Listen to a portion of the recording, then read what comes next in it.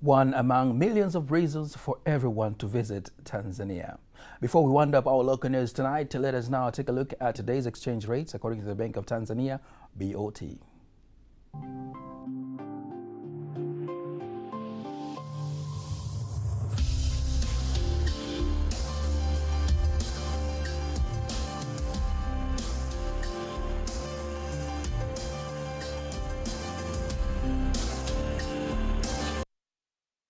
Don't miss TBC News every weekday to know all the latest in exchange rates. Time now for all the latest in international news.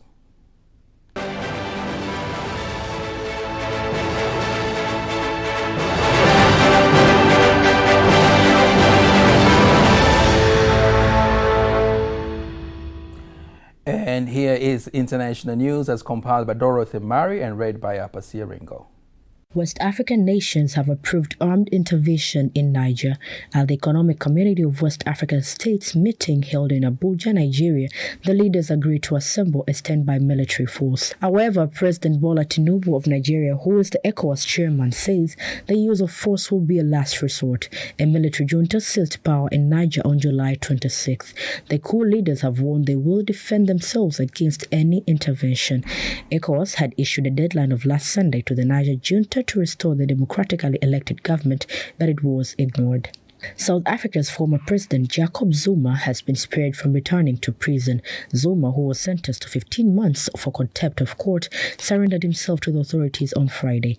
He had previously been freed on medical parole in a move ruled illegal by the courts. Justice Minister Ronald Lamola says he had been given remission to address overcrowding in prisons. The process aims to alleviate strain on the system by releasing low-risk offenders. The remission status was approved by President Cyril Ramaphosa to more than 9,000 low-risk prisoners. And the number of people killed in the Hawaii wildfires has risen to 55, and hundreds more are said to be missing on the island of Maui. Governor of Hawaii, Josh Green, has called the fires the largest in the state's history, with 80% of historic seaside town Lahaina gone.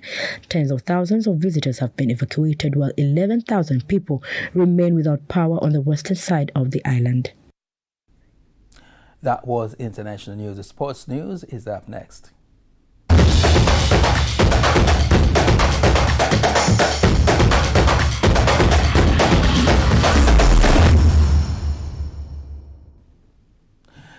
And in sports news, the Tanzania Football Federation, TFF, has signed a 5-year contract with National Bank of Commerce (NBC) worth $32 billion to continue sponsoring the Tanzania Mainland Premier League until 2028. The Tanzania Football Federation TFF President Wallace Karia says the contract will bring grace, promote and increase the value of the Tanzania football.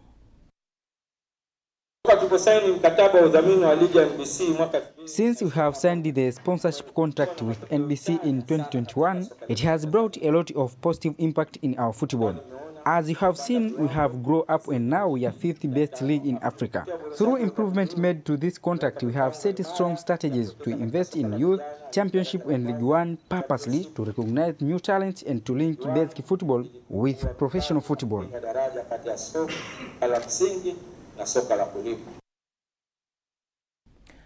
The 5-year deal will also be used in other competitions such as Championship League and Youth League, where the other 20 Youth League will also be played in a league system, and it will start in 2024. The Tanzania Film Board Executive Secretary Dr. Kiago Kilonzo calls on film artists to create high-quality films, which will compete in the Film Award 2023. Dr. Kilonzo adds that the government will continue to ensure that the award ceremonies are held every year to benefit artists more in terms of their careers. Should know the way to adapt the professionalism in the industry. This is not the industry that when somebody does not have anything to do, says, let me just go to the film industry, because it's somewhere where they don't need any professions. So we should get rid of that mentality. It is a professional industry. It is a professional career, just as it is as medical doctors, lawyers, etc. The Film Board has officially opened the window to receive films from artists which will contest for the Film Award 2023, scheduled to take place on December 16th this year. And that marks the end of the news bulletin for tonight. Don't miss our next bulletin in Kiswahili at 11 p.m. On behalf of the whole team, I am Nasa Kingo. Good night.